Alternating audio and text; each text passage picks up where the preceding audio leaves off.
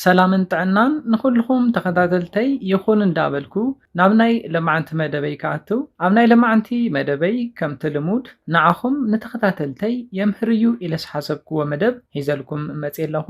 ናይ ለማዓንቲ መደበይ ዘልዕሎ ብዛዕባ ናይ መትሎ ዓይነታትን ደቂ ኣንስትዮ ዝፈትዎ ናይ መትሎ ዓይነት ከ ኣይን እዩ ዝብል ሓሳብ ክንርኢና ደቂ ተባዕትዮ ዝተፈላለየ ኣረኣእያ ኣለዎም። ሓደ ሓዲኦም ደቂ ኣንስትዮ ገጂፍ መትሎ እየን ዝፈትዋ ዝብሉ ኣለዉ።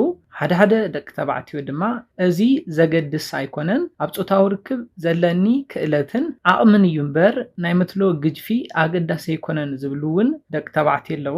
ኣብ ደቂ ኣንስትዮ እውን ተመሳሳሊ ሓሳብ ኣሎ። ኣነ ግጅፍ ዝበለ መትሎ ዘለዎ ወዲ እየ ዝፈቱ ዝብላ ደቂ ኣንስትዮ ኣለዋ። ሓደሓዲአን ድማ ግጅፊ ኣገዳሲ ኣይኮነን ኢለን ዝሓስባ ደቂ ኣንስትዮ እውን ኣለዋ። ስለዝኾነ ነዚ ሓሳብ ምስ 4 ዓይነታት መትሎ ኣታሒዝና ኣብዚ መደብና ክንርኢና እስካብ ናይ መደበይ ፍጻመ ሓቢርኩም ንጸንሑ። ነዚ ቻነል ሓደሽቲ ዝኾንኩም ሰብስክራይብ ብምግባርን ነታ ናይ ደውል ምልክት ብምንካእን ዝተፈላለዩ ናይ ፆታዊ ርክብ ናይ ጥዕና ከምኡውን ናይ ሓዳርን ናይ ፍቕርን ህይወት ኢንፎርሜሽን ትረኽብሉ ቻነል ሰድራ ንኽትኮኑ ብኽብሪ ንሓትት። መደብና ናብ ብዙሓት በፂሑ ትምህርቲ ንኽወስድሉ ላይክ ጌርኩም ጀምርዎ። ስድራ ንዝኾንኩምኒ እንዳመስገንኩ ናብ መደበይ ክምለስ። 4 ዓይነታት መትሎ ኣለዉ። ቀዳማይ ብጣዕሚ ገጅፍ መትሎ ንብሎ እዩ። ካልኣይ ንሪኦ ድማ ናብ ጎኒ ጥውይ ዝበለ ዓይነት መትሎ እዩ። ናይ ሓደ ደቂ ተባዕትዮ ናብ ፀጋም ጥውይ ዝበለ መትሎ እንትኾን ናይ ሓዲኦም ድማ ናብ የማን ጥውይ ዝበለ መትሎ እዩ። እቲ ሳልሳይ ንሪኦ ዓይነት ድማ ድንን ዝበለ ወይ ድማ ቅንዕ ዝበለ ዓይነት መትሎ እዩ። ናብ ታሕቲ ጥውይ ዝበለ መትሎ ዘለዎም ኣለዉ። ናብ ላዕሊ እውን ቅንዕ ዝበለ መትሎ ዘለዎም ደቂ ተባዕትዮ ኣለዉ። እቲ ራብዓይ ንሪኦ ድማ ንእሽተይ እንብሎ ዓይነት መትሎ እዩ። እዞም ዓይነታት መትሎ ኣፈላለዮም እንታይ እዩ? ንደቂ ኣንስትዮ ንምዕጋብከ ኣይን ዝበለፀ እዩ ዝብል እውን ክንርኢና ፈለማ ንጅምር በቲ ቀዳማይ ዓይነት መትሎ እዩ። ንሱ ድማ ብጣዕሚ ገጅፍ ንብሎ መትሎ እዩ። እዚ ድማ ካብ 14 ኢንች ንላዕሊ ክኾን እንተሎ እዩ ገጅፍ ንብሎ። ብርግዲ እውን ካብ 8 ኢንች ንላዕሊ ክኸውን እንተሎ ገጅፍ መትሎ ይበሃል። ኣብዝሓ ግዜ ደቂ ኣንስትዮ ገጅፍ መትሎ ዝፈትዋሉ ምክንያት እንታይ እዩ? እቲ ቀዳማይ ንኩሉ ክፋል ብልዕተን ስለ ዝነኽኦ እዩ።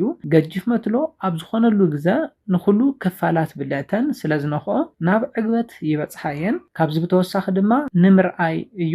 ገጅፍ መትሎ ኣብ ዝኾነሉ ግዜ ንፆታዊ ርክብ ዘለወን ድልውነት ናይ ፆታዊ ርክብ ስምዒተን እውን ንክውስኽ ስለ ዝሕግዘን። ስለዚ ገጅፍ መትሎ ሓደ ደቂ ኣንስትዮ ዝፈትዋሉ ምክንያት እቲ ቀዳማይ ንኩሉ ክፋል ብልዕተን ክነኽእለን ስለ ዝደልያ፣ ካልኣይ ድማ ንገጅፍ መትሎ ሪአን ናይ ፆታዊ ርክብ ስምዒተን ንክለዓለለን ስለ ዝደልያ እዩ። ኣብ መበል ካልኣይ ንሪኦ ዓይነት መትሎ ድማ ናብ ጎኒ ጥውይ ዝበለ ዓይነት መትሎ እዩ። ናብ ጎኒ ጥውይ ኢሉ ኣብዝሓ ግዜ ካብ 3 እስካብ 4 ኢንች ርጉዲ ዘለዎን ካብ 7 ኢንች ንላዕሊ ቁመት ዘለዎን እዩ። እዚ ዓይነት መትሎ ብብዙሓት ደቂ ኣንስትዮ ተፈታዊ ካብ ዝኾኑ ዓይነታት መትሎ እቲ ቀዳማይ እዩ። ንምንታይ እዩ ናብ ጎኒ ጥውይ ዝበለ ዓይነት መትሎ ብደቂ ኣንስትዮ ተፈታዊ ኮይኑ ዝብል ክንርኢ እንተለና እቲ ቀዳማይ ንጂስፓተን ብቐሊሉ ስለ ዝንኽእለን እዩ። ከም ዝፍለጥ ደቂ ኣንስትዮ ናብ ናይ ፆታዊ ርክብ ዕግበት ንኽበፅሓ ካብ ዝሕግዘን እቲ ቀዳማይ እንታይ እዩ? ክፋል ብልዕተን ወይ ድማ ጂስፓት ንብሎ ማለት እዩ። እዚ ዓይነት መትሎ ካብ ኩሉ ዓይነት መትሎ ብዝሓሸ ድማ ንጂስፓት ብቐሊሉ ይነኽኦ እዩ። ነዚ እዩ ድማ ደቂ ኣንስትዮ ጥውይ ዝበለ መትሎ ብዝበለፀ ዝፈትዋ። ካብዚ ብተወሳኺ ድማ ካብ 3 እስካብ 4 ኢንች ርጉድን ካብ 7 ኢንች ንላዕሊ ቁመትን ስለ ዘለዎ ኣብ እዋን ፆታዊ ርክብ ብቐሊሉ ንደቂ ኣንስትዮ ንምዕጋብ ዝተመረፀ እዩ። ኣብ መበል ሳልሳይ ንሪኦ ድማ ሁክድ ወይ ድማ ድንን ዝበለ ወይ ድማ ናብ ላዕሊ ቅንዕ ዝበለ ዓይነት መትሎ እዩ። እዚ ዓይነት መትሎ ናይ ፆታዊ ርክብ ናይ ፖዚሽን ዓይነት ይመርፅ እዩ። እዚ ዓይነት መትሎ ዘለኩም ደቂ ተባዕትዮ ብዝረኸብኩሞ ናይ ፆታዊ ርክብ ዓይነት ፖዚሽን ፆታዊ ርክብ ክትፍፅሙ የብልኩምን። ምክንያቱ እንታይ እዩ? ነታ ጓል ኣንስተይቲ ናብ ዕግበት ንምብፃሕ ዕድልኩም ዝነኣሰ ስለ ዝኸውን እዩ። ብፍላይ ድማ ሚሽነሪ ንብሎ እታ ጓል ኣንስተይቲ ብታሕቲ ኮይና ንሱ ብላዕሊ ኮይኑ ዝፍፀም ናይ ፆታዊ ርክብ ናይ ፖዚሽን ዓይነት በዚ ዓይነት መትሎ ኣይምረፅን። ሚሽነሪ ናይ ፖዚሽን ዓይነት በዚ መትሎ ማለት እውን ንላዕሊ ቅንዕ ዝበለ ወይ ድማ ናብ ታሕቲ ድንን ብዝበለ መትሎ ክፍጸም እንተሎ ንጅስፓተን ብፍጹም ክነኽኦ ኣይኽእልን። እዚ ድማ እታ ጓል ኣንስተይቲ ብጾታዊ ርክብኩም ዕግበት ንኸይትረክብ ይገብራ እዩ ወይ ድማ ናብ ዕግበት ንኽትበጽሕ ብጣዕሚ ነዊሕ ግዜ የድልያ እዩ ማለት እዩ። ስለዝኾነ ከምዚ ዓይነት መትሎ እንተሃሊኩም ብሚሽነሪ ፖዚሽን ጾታዊ ርክብ ክትፍጽሙ የብልኩምን።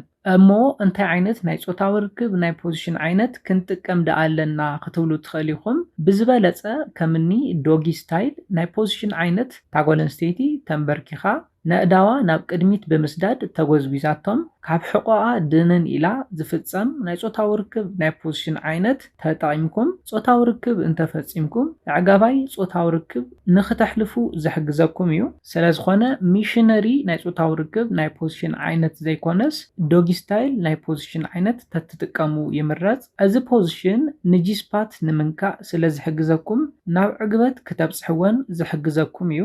ኣብ መበል ራብዓይ ንሪኦ ዓይነት መትሎ ድማ ንእሽተይ ንብሎ ዓይነት መትሎ እዩ። እዚ ድማ ካብ 3 ኢንች ንታሕቲ እንተኾይኑ እዩ። ካብ 3 ኢንች ንታሕቲ መትሎ እንተሃሊኩም ንእሽተይ መትሎ ኣለኩም ክበሃል ይከኣል እዩ። ነዚኦም ምስራና እዞም ዓይነታት መትሎ ክንድዚ ኣፈላላይ ከም ዘይብሎም ክትፈልጡ ኣለኩም።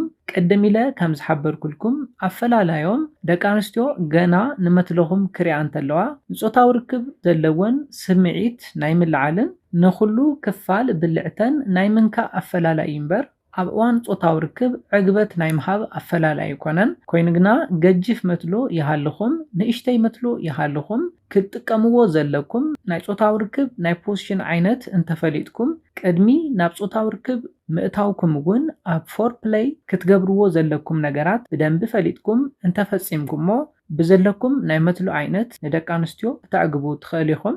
ምክንያቱ እንታይ እዩ? በጻብዕትኩም ጥራሕ እውን ንደቂ ኣንስትዮ ክተዕግቡ ትኽእል ኢኹም። መትሎ ድማ ካብ ኣጻብዕቲ ናይ ምንኣስ ዕድሉ ብጣዕሚ ንእሽተ እዩ። ዝተፈላለዩ መደባተይ ርኢኹም ዝተፈላለዩ ጥበባት ጾታዊ ርክብ ክትመሃሩ ትኽእል ኢኹም። ካብዚ ብተወሳኺ ድማ ከምቲ ቅድም ኢለ ዝሓበርኩልኩም ንኣብነት ንታሕቲ ድንን ዝበለን ወይ ድማ ንላዕሊ ቅንዕ ዝበለ መትሎ እንተሃሊኩም ሚሽነሪ ክትጥቀሙ የብልኩምን። ከምቲ ዝበልኩኹም ብዶጊ ስታይል ናይ ፖዚሽን ዓይነት ክትጥቀሙ ኣለኩም። ክትጥቀምዎ ዘይብልኩም ናይ ፖዚሽን ዓይነታት ብምፍላጥ ጥራሕ ክትዕግብዎን ከም ትኽእሉ ክትፈልጡ ኣለኩም። ብዘለኩም ናይ መትሎ ዓይነት ትጥቀሙ ዘለኩም ናይ ፖዚሽን ዓይነት ፈሊኹም ብምፍላጥን ቅድሚ ናብ ጾታዊ ርክብ ምእታውኩም ዝፍጸም ፎር ፕሌይ ብደንቢ ብምጥቃምን ዕጋባይ ናይ ጾታዊ ርክብ ክትፍጽሙ ትኽእል ኢኹም። ስለዝኾነ ናይ መትሎ ሳይዝ ዘይኮነስ ናይ ጾታዊ ርክብ ጥበብ ምፍላጥ ኣገዳሲ ነገር ምዃኑ ብምፍላጥ ንመደባተይ ክትከታተልዎ ክሕብረልኩም ይደሊ። መትሎኹም ንውሕ ንዝበለ ግዜ ደው ኢሉ ንኸይጸንሕ ካብ ዝገብሩ ነገራትን ናይ ጾታዊ ርክብ ድሌትኩምን ስምዒትኩምን ንኽጠፍእ ካብ ዝገብሩ ነገራት ወልፊ እቲ ሓደ ስለዝኾነ ዝተፈላለዩ ወልፍታት እንተሃሊኩም እውን ከተውግድዎም ኣለኩም። ነዚ ኢለ ናይ ሎማዓንቲ መደበይ በዚ ክዛዝም ካብ ናይ ሎማዓንቲ መደበይ ዝኾነ ሓድሽ ነገር ከም ዝሓስኩም ተስፋ ይገብር። ነዚ ቻነል ሓደሽቲ ዝኾንኩም ሰብስክራይብ ብምግባርን ነታ ናይ ደውል ምልክት ሓንቲ ሻዕ ብምንካእን ከተተባብዑናን ስድራ ክትኮኑናን ብኽብሪ ንሓትት። መደብና ናብ ብዙሓት በፂሑ ትምህርቲ ንኽወስድሉ ላይክ ሼር ምግባርኩም ኣይትረስዑ። ሓሳብ ርእቶኹም ንቻነልና ንምዕባይ ስለ ዝሕግዘና ሓሳብ ርእቶኹም ብኮሜንት ተብፅሑና። ብኻሊእ መደብ ብኻሊእ ሓሳብ እስካብ ንራኸብ ሰላምን ጥዕናን ንኹላትና። ያኔለ